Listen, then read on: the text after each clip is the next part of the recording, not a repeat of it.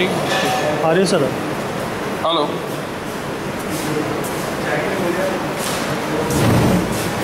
नमस्ते बच्चों। Lecture number 25, आज की डेट 2।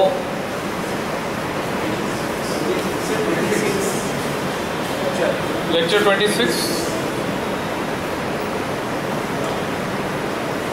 ठीक। तो आज हमको पढ़ने Kirchhoff laws.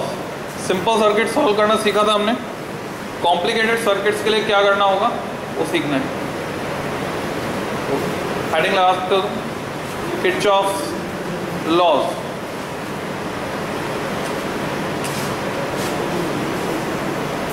KIRCHOFF post office S Kirchhoff laws.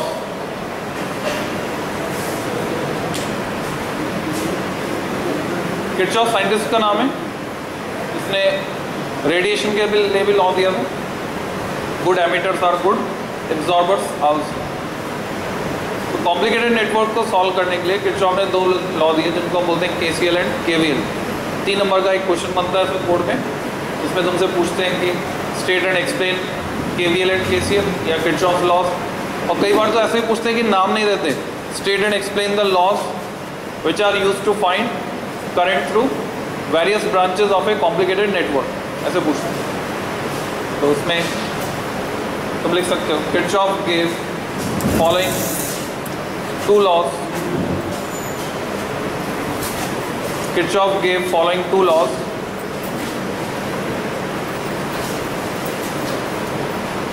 for solving complicated networks. For solving complicated networks and to find the current through various branches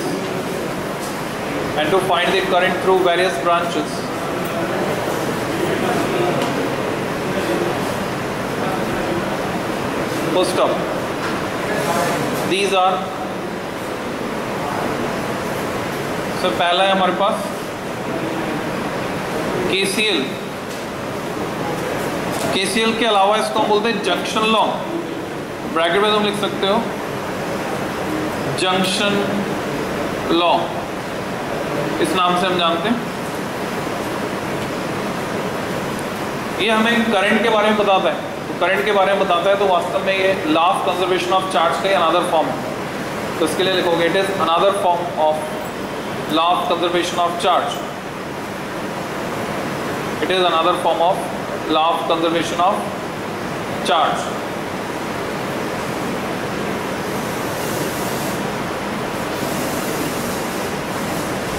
comma according to it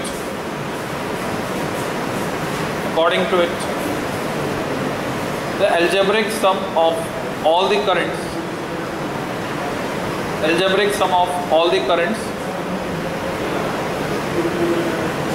meeting at a junction is 0. Algebraic sum of all the currents meeting at a junction is 0. इसको mathematically express करेंगे, that is sigma i equal to 0, और इसको तुम block में बंद करोगे इस तरह से।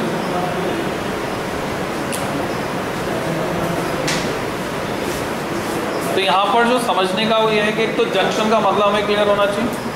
अगर तुमने देखा अंडरग्राउंड वायरिंग करते वक्त छत पे जब तार डाले जाते हैं तो वहाँ पे क्या करते हैं, एक काली काली डिब्बियाँ लगती हैं जिसमें साइड से वायर आने के लिए होल्स होते हैं। किसी में 2 साइड होते हैं, किसी में 4 साइड होते हैं, किसी में 3 साइड होते हैं। वायर आता भी है, वायर वहाँ से जाता भी। ऐसे तुम जब कोटा रेलवे स्टेशन पे जाओगे तो वहाँ पे लिखा रहेगा कोटा जंक्शन, यानी कुछ रेलवे लाइन वहाँ पे आ रही है, कुछ रेलवे लाइन वहाँ से जा रही है। तो ऐसे सिचुएशन में ऐसा कोई भी पॉइंट जंक्शन कहला सकता है जहाँ पर कुछ करंट्स आ रही हैं इलेक्ट्रिकल सर्किट में और कुछ करंट वहाँ से जा रही हैं, उनको बोलेंगे जंक्शन। तो किसी भी जंक्शन पर सिंपल सा लॉजिक है, जितना चार्ज पर सेकंड आएगा उतना चार्ज पर सेकंड वहाँ से जाएगा। तो algebraic sum of the all the current meeting at a junction 0। अब ये जो तुमने लिखा है इसकी इंपॉर्टेंस क्या समझ लो। मान लो एग्जाम में क्वेश्चन आता है state and explain KVL KCL या किरचॉफ लॉ, 3 नंबर में आएगा क्वेश्चन। 1 नंबर में यहाँ तक जो लिखा इसका 1 नंबर, पर एग्जामिनर जब कॉपी चेक कर रहा है तो वो किसे चेक करेगा?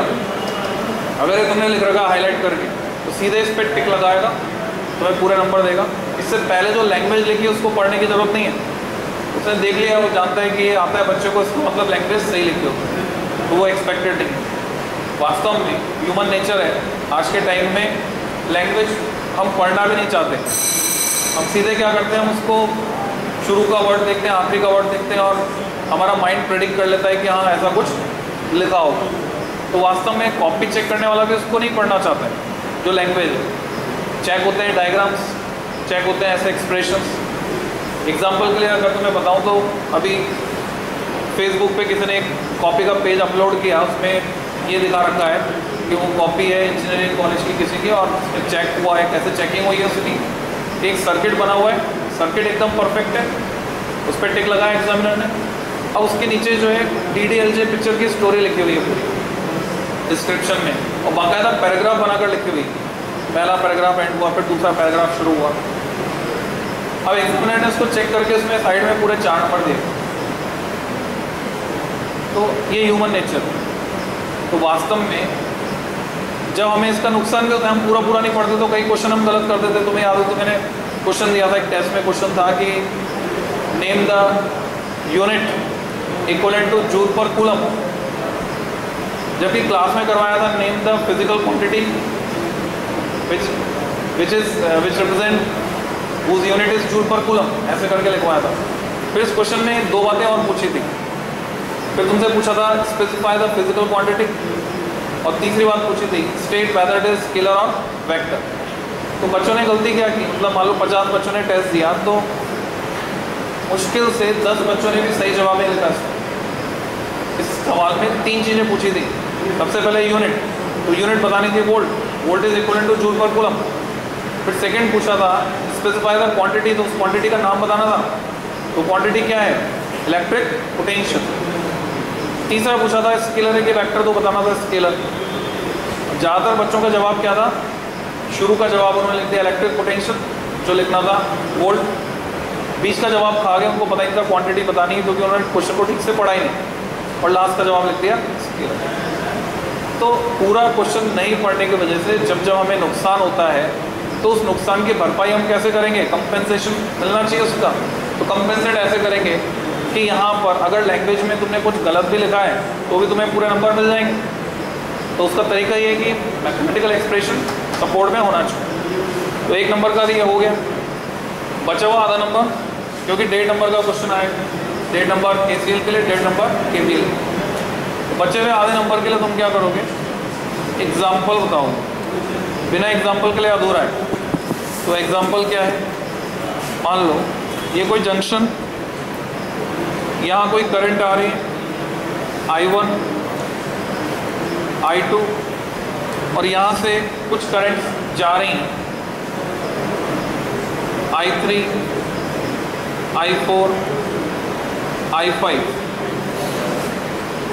तो हम लिख रहे हैं पहली और आखिरी बार इसलिए कह रहा हूँ क्योंकि ये जो KCL है ये हम डिफॉल्ट से लगा देते हैं, इसके लिए लिखते नहीं, कहीं लिखना नहीं पड़ता। अप्लाइंग KCL डिफॉल्ट से हम इसको लगा देते हैं, अप्लाइंग KCL या junction law at point A। तो आने वाली करंट को अगर मैं पॉजिटिव साइन से दिखाऊंगा तो जाने वाली करंट को नेगेटिव साइन से दिखाऊंगा। तो I1 प्लस I2 ये आने वाली करंट हो गई, equal to I3 plus I4 plus I5। एक तरीका ये है। दूसरा तरीका, एक ही साइड लिखना है तो I1 plus I2 minus I3 minus I4 minus I5 equal to 0। ये दूसरा तरीका। तो 2 तरीके से हम इसको दिखा सकते हैं। तो KCL के साथ ही एग्जाम्पल आएगा तब तुम्हें पूरे 2 नंबर मिलेंगे।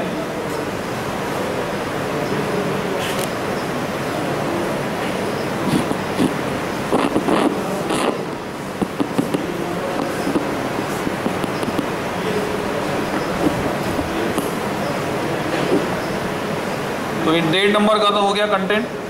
अब बचे डेढ़ नंबर, तो उसमें क्या क्या बताना है वो सीखोगे। बचे हुए डेढ़ नंबर में क्या क्या आएगा।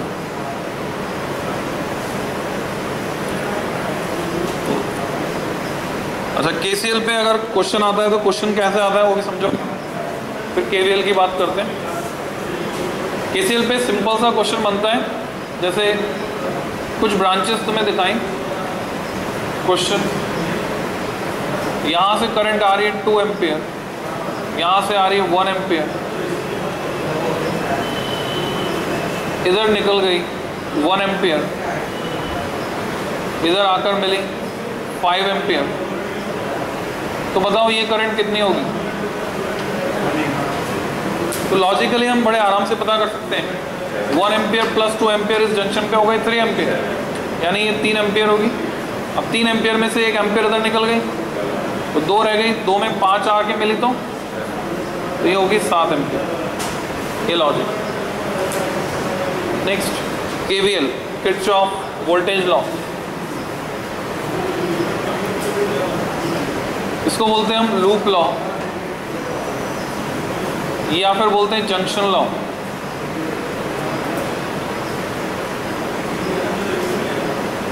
आइदर लूप लॉ और जंक्शन लॉ।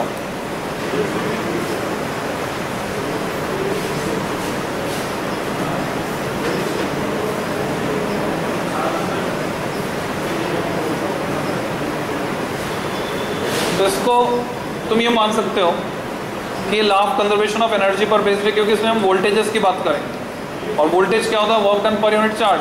तो वर्क से रिलेट हुआ तो किससे रिलेट हो गया, एनर्जी से रिलेट हो गया, जबकि यहाँ पर करंट में ये चार्ज से रिलेटेड था। तुमसे जो गलती होती है एग्जाम में लिखते वक्त, हमें लिखना होता है it is another form of law of conservation of charge, उसके लिए लिखना होता है it is another form of law of conservation of energy. तो कुछ बच्चे खिचड़ी बना देते हैं, उधर का इधर, इधर का उधर करते हैं। तो ध्यान रखना है, चार्ज करंट आपस में लिंक्ड है, वोल्टेज वर्क डन और एनर्जी आपस में लिंक्ड है। तो देखोगे it is another form of law of conservation of energy, it is another form of law of conservation of energy. Energy conservation का जो फॉर्मेट है वो किस तरह से वो समझना है हमको।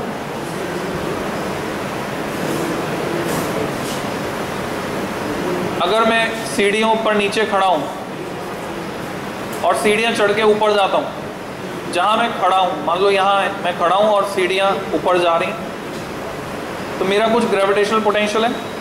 जब मैं सीढ़ी चढ़ूंगा तो मेरा ग्रेविटेशनल पोटेंशियल राइज होगा, अगली सीढ़ी चढ़ूंगा और राइज होगा, ऐसे धीरे धीरे ग्रेविटेशनल पोटेंशियल बढ़ेगा। और जब मैं उतर के वापस आऊंगा तो घटेगा। चढ़ते वक्त जो राइज था उतरते वक्त वही ड्रॉप हो जाएगा, और वापस आकर मैं उसी जगह खड़ा हो जाऊंगा सेम पोजीशन पर, तो वापस मैं उसी पोटेंशियल पे होऊंगा जो चलते वक्त था। तो इसका मतलब ये हो गया कि रास्ते में जहां जहां जितना जितना राइज हुआ उन सबको जोड़ लो, जहां जहां जितना जितना ड्रॉप हुआ उन सबको जोड़ लो, तो जितना राइज हुआ उतना ही ड्रॉप होगा टोटल, जिससे कि वापस सेम पोटेंशियल हो जाएगा। तो ये तो ग्रेविटेशनल पोटेंशियल की बात हुई सीढ़ियों के रेफरेंस में। ऐसे हम बात कर सकते हैं इलेक्ट्रिक पोटेंशियल की किसी सर्किट के रेफरेंस में। किसी सर्किट में अगर हम किसी पॉइंट से चलना शुरू करें और घूम कर वापस उसी पॉइंट पर आ जाएं, एक close loop, close path, loop law, या उसको लूप को हम कहते हैं कि जंक्शन लॉ गलत लिखा हुआ है, तुम्हें ऑब्जेक्शन करना चाहिए था।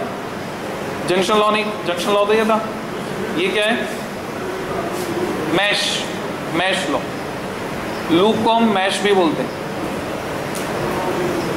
तो उस पूरे क्लोज पाथ में घूम के वापस उसी पॉइंट पर अगर हम आ जाते हैं तो पोटेंशियल उतना ही होगा जितना चलते वक्त था, यानी रास्ते में जितना जितना पोटेंशियल राइज हुआ उतना उतना पोटेंशियल ड्रॉप हो जाएगा। तो तुम लैंग्वेज में लिख सकते हो according to it, comma, if one, ओ यानी वन यानी कोई, one starts from a point, one starts from a point in a circuit, comma, moves along a closed path,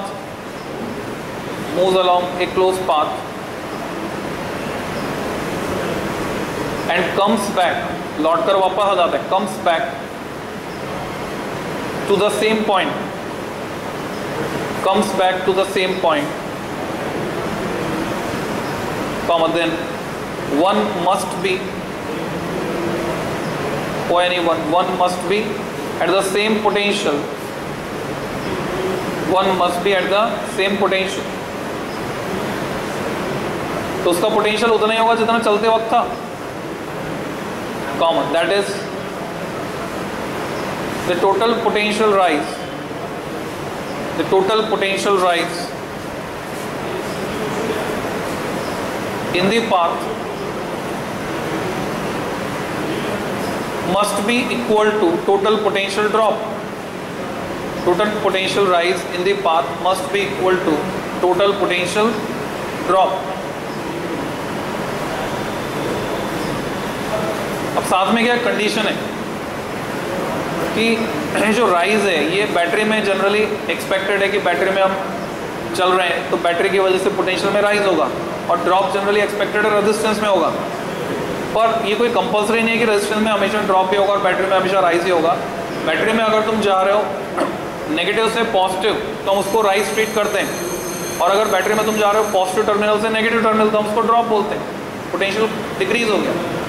इसी तरह से रेजिस्टेंस में हम जानते हैं करंट फ्लो होती है higher potential to lower potential. मान लो करंट इधर जा रही, ये रेजिस्टेंस है, ये रेजिस्टेंस है, करंट इधर जा रही है, तुम जा रहे हो हायर टू लोअर पोटेंशियल तो हम ट्रीट करेंगे ड्रॉप। अगर तुम अपोजिट जाओगे तो तुम जा रहे होंगे लोअर टू हायर तो उसको राइज ट्रीट करेंगे, यानी रेजिस्टेंस में भी राइज हो सकता है। तो साथ में हमें एक कंडीशन इसमें जोड़नी पड़ेगी, जैसे ओम्स लॉ स्टेट किया था तो कंडीशन क्या जोड़ी थी, provided the physical condition such as temperature pressure etcetera remain same. यहाँ पर हम कंडीशन जोड़ देंगे, provided each voltage has been assigned, each voltage has been assigned a proper sign, her voltage को एक प्रॉपर साइन असाइन किया जाए। तो उसका लॉजिक क्या है साइन असाइन करने का, वो समझेंगे, किसको पॉजिटिव किसको नेगेटिव जो अभी मैंने बताया वैसे देते हैं, एग्जाम्पल से उसको भी समझेंगे आगे। तो हर वोल्टेज को प्रॉपर साइन देकर अगर हम इक्वेशन फ्रेम करके लिखते हैं तब ये कंडीशन बनेगी कि total rise equal to total drop. तो मैथमेटिकली एक्सप्रेस करेंगे जैसे यहाँ किया था 10 सिग्मा ई। अब सिग्मा ई में राइज भी आ गए ड्रॉप भी आ गए, राइज प्लस साइन के साथ ड्रॉप माइनस साइन के साथ, equal to sigma I R. किसी रेजिस्टेंस में करंट आई फ्लो होगी तो आई और आर को मल्टीप्लाई करेंगे तब यूनिट बनेगी वोल्ट, और ईएमएफ की डायरेक्ट बन रही है वोल्ट। तो यहाँ तक अगर तुम लिखते हो तो 2.5 नंबर हो गया, 1.5 नंबर का केसीएल और 1 नंबर का इसका स्टेटमेंट। अब वो जो आधा नंबर बचा 3 नंबर में उसका इसका एग्जाम्पल, तो मिलने वाला तो आधा नंबर है पर सबसे ज़्यादा मेहनत इसी में करनी पड़ेगी इसके एग्जाम्पल में। तो केवीएल के एग्जाम्पल के थ्रू केवीएल को अप्लाई करने की स्टेप्स को समझेंगे हम, केवीएल को कैसे अप्लाई किया जाता है, क्या स्टेप्स हैं। अब उसके लिए तुम्हारे लिए एक जनरल इंस्ट्रक्शन है कि अगर पहले कहीं तुमने केवीएल पढ़ा हुआ है तो ऐसे सिचुएशन में हो सकता है मैं जो तुम्हें सिखा रहा हूँ वो रूल्स डिफरेंट हो, मेथड डिफरेंट हो, तो या तो पहले वाला तरीका ही लगाओगे, दोनों तरीकों को मिक्स नहीं कर सकते, या ये वाला तरीका लगाओ। मैं जो तरीका सिखा रहा हूँ ये स्टैंडर्ड है जो आगे इंजीनियरिंग फर्स्ट ईयर में तुमको मिलेगा। ये मैंने कौन सी बुक से लिया है, इंजीनियरिंग फर्स्ट ईयर में बुक चलती है इलेक्ट्रिकल टेक्नोलॉजी बाय BL तरेजा, तो उसमें एक्सप्लेन है ये मेथड, वहाँ से इसको लिया है। ये स्टैंडर्ड बुक है, सभी ब्रांच में फर्स्ट ईयर में उनको बच्चों को पढ़नी होती है इलेक्ट्रिकल टेक्नोलॉजी बाय BL तरेजा। फिर जो इलेक्ट्रिकल ब्रांच लेते हैं सेकेंड ईयर में इसका सेकेंड पार्ट आ जाता है, थर्ड ईयर में थर्ड पार्ट आ जाता है, फाइनल ईयर में फोर्थ पार्ट आ जाता है। तो स्टैंडर्ड बुक है, वहाँ से है, और ये लॉजिकल है बहुत, जो एक्सप्लेनेशन है बहुत ही लॉजिकल। तो इसको समझेंगे एग्जाम्पल में तुम सर्किट डायग्राम बनाओगे। ये एक सेल है जिसका ईएमएफ तुमको दिया हुआ है E1 गिवन डेटा, इसका इंटरनल रेजिस्टेंस है R1। एक दूसरा सेल है इसका ईएमएफ दिया हुआ है E2, इंटरनल रेजिस्टेंस है R2, दोनों सेल मिलकर करंट भेज रहे हैं एक एक्सटर्नल रेजिस्टेंस में, और ये भी तुम्हें दिया हुआ है कैपिटल R। यहाँ तक सारी बात दी हुई है, E1 R1, E2 R2 and capital R। साथ में तुम्हें कंडीशन भी दी हुई है E1 ग्रेटर देन E2, यानी ये बड़ा सेल है, ज़्यादा ईएमएफ का सेल है। तो अब क्या स्टेप्स है, किन स्टेप्स में हम किसी सर्किट में केवीएल लगाते हैं वो हमें समझते हैं।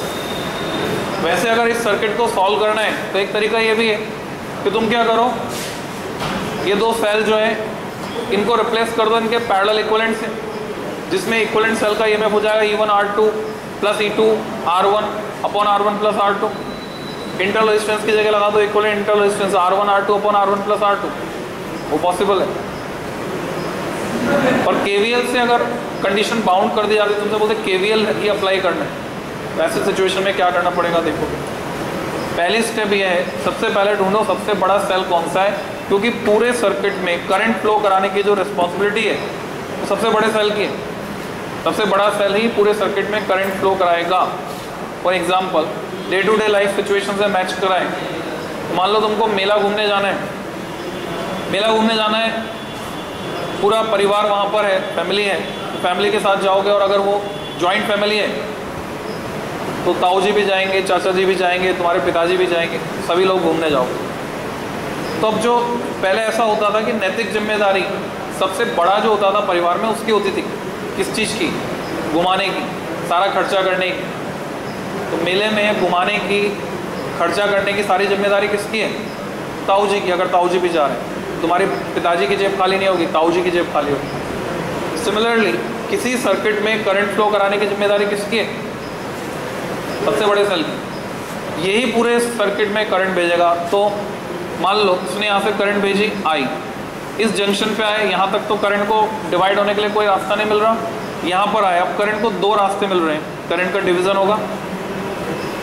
रेजिस्टेंस के हिसाब से डिवीज़न होता है, वो ऑलरेडी हम पढ़ चुके हैं। माना कि इसमें करंट गई I1, तो अब हमने डिफ़ॉल्ट से यहाँ KCL लगा दिया, उसको कहीं भी हम लिखने वाले नहीं है, जैसे मैंने पहले बताया था अप्लाइंग KCL पहली और आखिरी बार तो हम लिख रहे हो। डिफ़ॉल्ट से हम इसमें बची हुई करंट इधर भेज देते हैं I माइनस I1, लिखने की भी ज़रूरत नहीं। यहाँ से लेकर जब तक दूसरी ब्रांच नहीं मिलती करंट सेम रहेगी I माइनस I1, यहाँ से लेकर यहाँ तक I1, ये I1 और I माइनस I1 मिलेंगी तो क्या बची I। तो ये तो करंट का डिस्ट्रीब्यूशन हो गया। KVL लगाने के लिए हमें लूप चूज करने होते हैं। हम करना क्या चाहते हैं यहाँ पे, ऑब्जेक्टिव ये है, उद्देश्य ये है कि ये गिवन है, ये गिवन है, ये भी गिवन है, ये भी गिवन है, ये भी गिवन। अननोन क्या है, I और I1, ये करंट्स हमको पता करनी। अब अननोन पता करने के लिए हम क्या यूज़ करते हैं, इक्वेशंस। तो ये जो रूल है इससे हमें एक इक्वेशन मिल सकती है अगर किसी क्लोज लूप में इसको लगाया जाए। एक लूप से एक इक्वेशन बनेगी, दो लूप से दो, तीन से तीन। हमें उतनी इक्वेशन चाहिए होती है जितने अननोन। तो कितने अननोन है, दो, दो अननोन, दो इक्वेशन चाहिए। जबकि यहाँ पे क्लोज पाथ जो पॉसिबल है, ये ऊपर वाला, ये नीचे वाला और ये पूरा, तीन क्लोज पाथ पॉसिबल है। तो तीन में से कोई से दो हम लेंगे। तो अब इसमें चलने की दिशा में निर्धारित करनी है किस डायरेक्शन में हमें चलना है। डायरेक्शन क्लॉकवाइज हो सकती है चलने की और एंटी क्लॉकवाइज, कोई भी डायरेक्शन तुम मान सकते हो, उससे आंसर आ जाएगा। पर हमारा फ़ायदा किस में, मेले में जब घूमने जा रहे हो, अगर तुम ताऊ जी के पीछे पीछे नहीं जाओगे, कहीं और निकल जाओगे, और तुम्हें जो अपनी पसंद की चीज़ खानी है तो पैसे होने चाहिए उसके लिए तुम्हारे पास, या कोई खिलौना खरीदना है पसंद का तो उसके पैसे होने चाहिए तुम्हारे पास। नहीं तो ताऊ जी के पीछे पीछे जाओगे तो ताऊ जी दिलाएंगे। तो हम क्या करेंगे, यहाँ पर जो बड़ा सेल जिधर करंट भेज रहा है उसी डायरेक्शन में हम चलेंगे। तो चलने की डायरेक्शन हम कौन सी लेंगे, बड़ा सेल भेज रहा है एंटी क्लॉकवाइज, तो हमने तय कर लिया हम इस लूप में एंटी क्लॉकवाइज चलेंगे, और जिस डायरेक्शन में एक लूप में चलेंगे उसी डायरेक्शन में बाकी लूप में भी चलेंगे। कंपल्सरी नहीं है, अगर तुम उल्टा चलते हो तो भी आंसर आ जाएगा, पर इसमें कन्वीनियंस रहेगी। तो ये एक चलने की डायरेक्शन तय की, और चलने की डायरेक्शन के हिसाब से इसमें तुम नेमिंग कर दोगे इसकी। जैसे यहाँ पर मैंने A पॉइंट लगाया, ये B, ये C, ये D, ये E, ये F, जिससे मैं नाम दे सकता हूँ। तो अब केवीएल कैसे लगाते हैं? तुम लिख सकते हो अप्लाइंग केवीएल इन लूप। तो इसमें हमने लूप चूज किया ABEFA, ABEFA, इसमें केवीएल लगाए। जब भी तुम केवीएल लगाने के लिए किसी लूप का नाम लिखोगे, starting point and point same होगा, तभी वो क्लोज लूप बनेगा। तो लॉजिक ये A से B तक हम चलते हैं, ये कनेक्टिंग वायर या कंडक्टिंग वायर जिसका रेजिस्टेंस 0, तो इसमें कोई राइज या ड्रॉप नहीं हुआ। B से E तक जा रहे हैं, रेजिस्टेंस आ रहा है, करंट I1, हम जा रहे हैं करंट की डायरेक्शन में। करंट फ्लो होती है हायर टू लोअर पोटेंशियल, तो तुम जा रहे हो हायर टू लोअर करंट की डायरेक्शन में, तो क्या होगा? ड्रॉप की राइज। ड्रॉप कितना हुआ? -I1R, माइनस साइन के साथ दिखाया। फिर आगे चले E से F, कोई राइज या ड्रॉप नहीं। F से इधर जा रहे हो इस रेजिस्टेंस में, करंट भी इधर जा रही है I, तुम भी इधर ही जा रहे हो, तो हायर टू लोअर, ये भी ड्रॉप -IR1। फिर आ गया EMF E1, तुम जा रहे हो नेगेटिव से positive, lower to higher, plus E1, वापस पहुंच गए पर इक्वल टू 0, इक्वेशन 1। अगर न्यूमेरिकल वैल्यूज होती तो हम इसको सिंपल बना लेते, नहीं है तो इतना ही बनाकर छोड़ना है। दूसरे लूप में लगाएंगे एंड इन लूप ये ले लो BCDEB, BCDEB, इसमें तुमने लगाया केवीएल। तो B से C तक जा रहे हो, कोई राइज या ड्रॉप नहीं, बस ये ध्यान रखना चलने की डायरेक्शन वही रहनी चाहिए जो मानी। C से D जा रहे हो, तुम करंट की डायरेक्शन में जा रहे हो, पर अभी तो पहले सेल आया, सेल में तुम जा रहे हो प्लस से माइनस, तो -E2, E2 है। फिर R2 में गए, करंट की डायरेक्शन में जा रहे हो, करंट है I - I1, तो -I - I1 ब्रैकेट है बंद इंटू R2। फिर तुम इधर आए D से E, कोई राइज या ड्रॉप नहीं, E से B जाते हो, तो ये रेजिस्टेंस में तुम जा रहे हो अपोजिट टू करंट, पहले जा रहे थे ऐसे तो ड्रॉप हुआ था, आप जा रहे हो अपोजिट टू करंट, तो राइज कितना? प्लस I1 इंटू R, वापस पहुंच गए इक्वल टू 0, इक्वेशन नंबर 2। तो तुम देखो आधे नंबर के लिए कितनी एक्सरसाइज करनी पड़ी, सिर्फ आधा नंबर मिलेगा इस एग्जांपल का। लास्ट में एक लाइन लिख देंगे, solving these equations we can obtain the current through various branches. Solving these equations, we can obtain the current through various branches.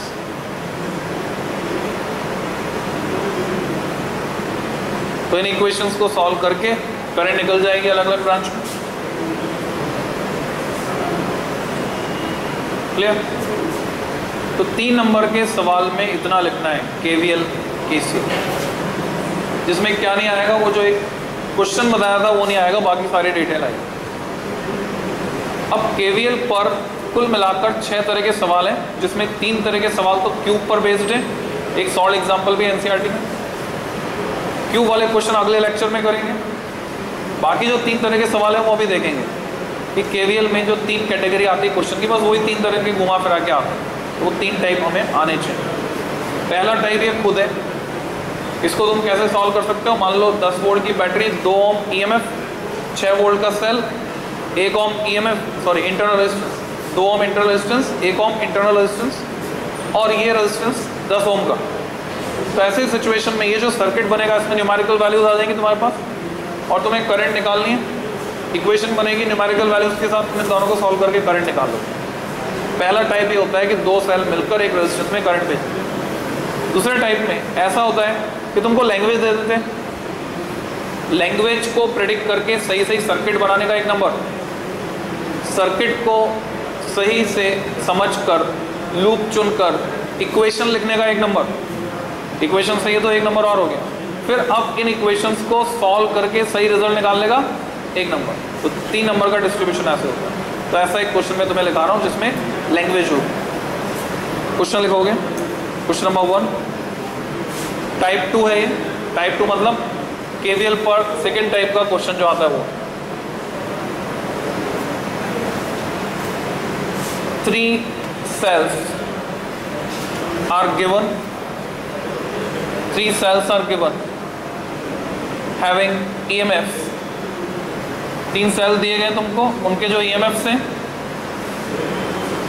whose EMFs are 2 volt, 1 volt and 4 volt,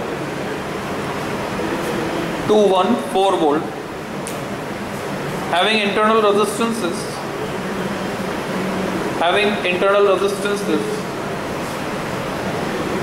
1 ohm, 2 ohm and 1 ohm respectively.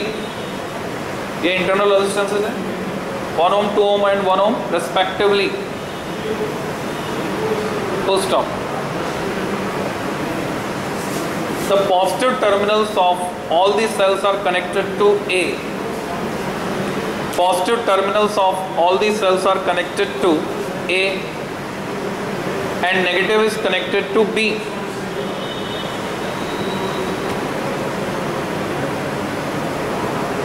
तो positive हमने जोड़ दिया A पर, negative जोड़ दिया B पर. Then find potential difference. Short form में लिखोगे P dot D dot. Find P dot D dot between A and B. Terminals A और B के बीच पोटेंशियल डिफरेंस निकालो. ये सवाल. तो जो लैंग्वेज दी है उसको प्रेडिक्ट करना आसान है, फिजिक्स आसान है पूरी. तो हम क्या करेंगे, इसके हिसाब से सर्किट बनाएंगे. ये पहला सेल, ये उसका इंटरनल रेजिस्टेंस, दूसरा सेल उसका इंटरनल रेजिस्टेंस, तीसरा सेल उसका इंटरनल रेजिस्टेंस. तीनों सेल्स के पॉजिटिव को जोड़ दिया हमने, तीनों सेल्स के नेगेटिव को जोड़ दिया.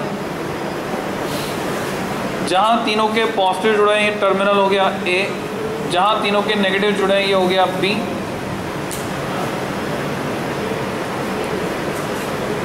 जो EMFs हैं इनके 2 वोल्ट, 1 वोल्ट, 4 वोल्ट.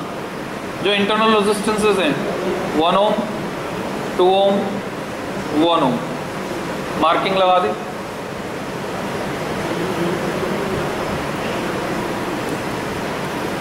वैसे तो इसको अगर ये कंपटीशन में आए क्वेश्चन तो हम नोडल एनालिसिस सीधे सीधे सॉल्व कर सकते हैं. 1 पॉइंट पोटेंशियल 0 लेके तुरंत आंसर आ जाएगा. पर बोर्ड में अगर आता है और तुमने लगा दिया नोडल एनालिसिस, नंबर गए तुम्हारे. बोर्ड में तुम नोडल एनालिसिस नहीं लगा, KVL से ही करना होगा. तो KVL कैसे लगेगा, स्टेप बाय स्टेप प्रोसेस. इस मेले में घूमने जाना है हमको, तो ताऊ जी को ढूंढो, ताऊ जी के पीछे पीछे चलना है. कहाँ है ताऊ जी? 4 वोल्ट, सबसे बड़ा सेल. यहाँ से करंट चालू होगी, माना कि करंट है I. जंक्शन ए पर पहुंचकर करंट का डिवीजन हुआ, कुछ करंट इधर गई, माना कि I1. बची हुई करंट डिफॉल्ट से हमने पॉइंट ए पर लगा दिया, junction law, I minus I1 इसमें गई.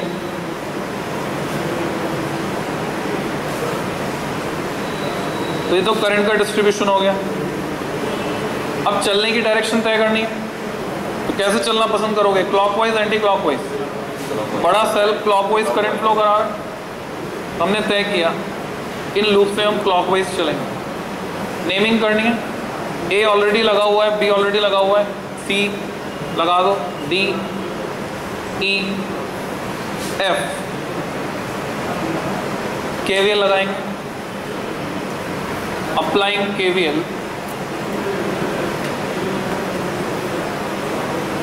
In loop. ये वाला लूप ले लिया हमने ऊपर वाला, A C D B A,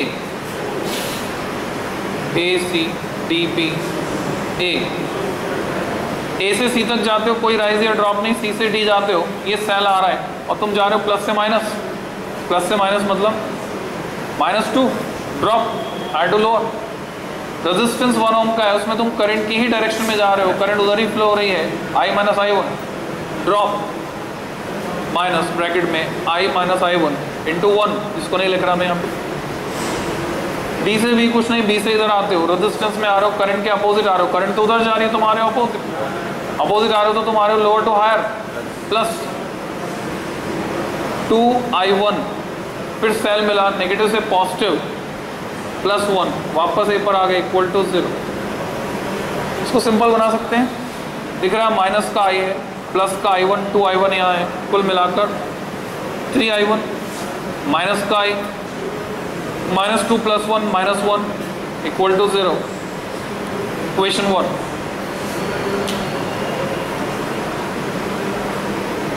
दूसरे लूप में लगाते हैं,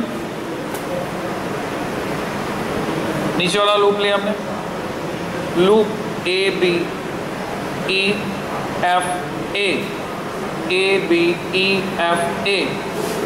ए से बी तक जा रहे हो, सेल मिला, सेल में जा रहे हो प्लस से माइनस, -1, रेजिस्टेंस मिला, करंट की डायरेक्शन में जा रहे हो, -2i1। तो तुमने देखा यहाँ था प्लस, यहाँ हो गया माइनस, डायरेक्शन उल्टी जानी। बी से ही आए, कुछ नहीं, ई से आगे जा रहे हो, करंट की डायरेक्शन में जा रहे हो, 1 ओम का रेजिस्टेंस, -i × 1, सेल मिला, नेगेटिव से पॉजिटिव, +4, वापस आ गए इक्वल टू 0। रीअरेंज किया, माइनस कॉमन ले लिया, 2i1 + i, माइनस कॉमन ले लिया था इसलिए क्या बचेगा, वैसे तो प्लस का 3 बचता, पर अब बचेगा माइनस का 3 इक्वल टू 0।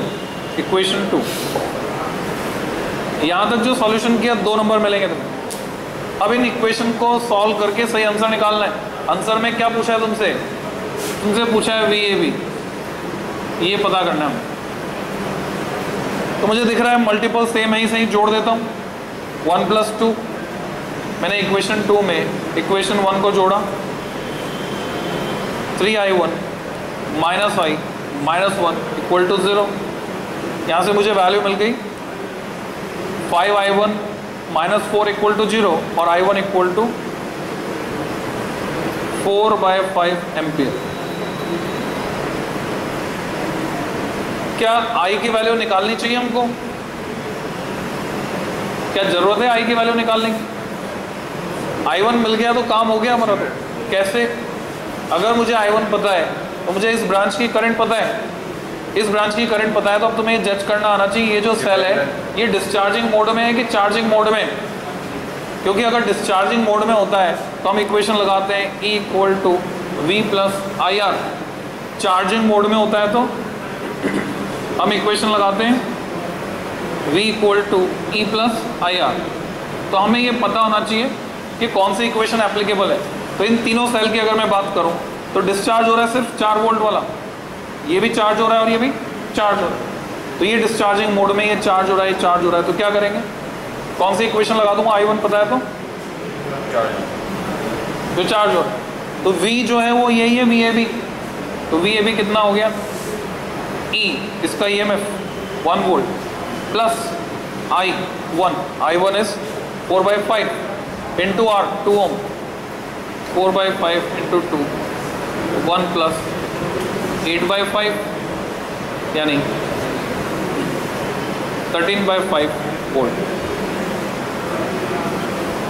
क्लियर? अगर तुम्हें I मिल जाता इन इक्वेशन से तो तुम ये इक्वेशन लगाकर निकालते V, और ये V भी इतना ही आएगा, चाहे तुम इससे निकालो, इससे निकालो, इससे किसी से भी निकालो, V will be same, parallel है। तो ये मेथड, ये पूरे 3 नंबर का क्वेश्चन होगा। दिस इज सेकेंड टाइप जो पूछा जाता है। जो थर्ड टाइप है वो क्या है वो देखोगे। थर्ड टाइप तुम्हें खुद करना है, घर से अपने आप प्रैक्टिस करनी। मैं सिर्फ क्वेश्चन बता रहा हूँ तुमको। तो थर्ड टाइप का क्वेश्चन नोट कर लोगे, नहीं आएगा तो पूछोगे, खुद कोशिश करोगे। थर्ड टाइप का क्वेश्चन ऐसे, तुमको दिया ये एक सेल है, ये इसका इंटरनल रेजिस्टेंस है, सपोज 10 वोल्ट 2 ओम। दूसरा सेल है सपोज 6 वोल्ट 1 ओम। इनके पॉजिटिव टर्मिनल्स को हमने जोड़ दिया 10 ओम रेजिस्टेंस वायर से, 10 ओम रेजिस्टेंस वायर, और नेगेटिव टर्मिनल्स को जोड़ दिया 8 ओम रेजिस्टेंस वायर से, 8 ओम रेजिस्टेंस वायर। फिर क्या किया हमने, इनके जो सेंटर पॉइंट थे 10 ओम और 8 ओम के, उनको आपस में जोड़ दिया एक तीसरे रेजिस्टेंस वायर से जो 10 ओम का है। अब तुमसे पूछ रहे हैं अगर ये 10 ओम के रेजिस्टेंस वायर के अक्रॉस एक वोल्ट मीटर लगा दो, तो इस वोल्ट मीटर की रीडिंग बताओ क्या होगी। तो इस थर्ड टाइप के क्वेश्चन में जो नया है, नई बात है, वो सिर्फ इतनी सी है कि ये जो 10 ओम है, क्योंकि सेंटर पॉइंट है तो 5 ओम को ऊपर काउंट करोगे और 5 ओम को नीचे काउंट करोगे। इस 8 ओम में से 4 ओम को ऊपर काउंट करोगे और 4 ओम को नीचे काउंट करोगे। बस ये नई बात है, बाकी वही स्टेप्स हैं, वो तुमको लगानी है, बता कर। क्लियर? ये लेक्चर नंबर 26 खत्म।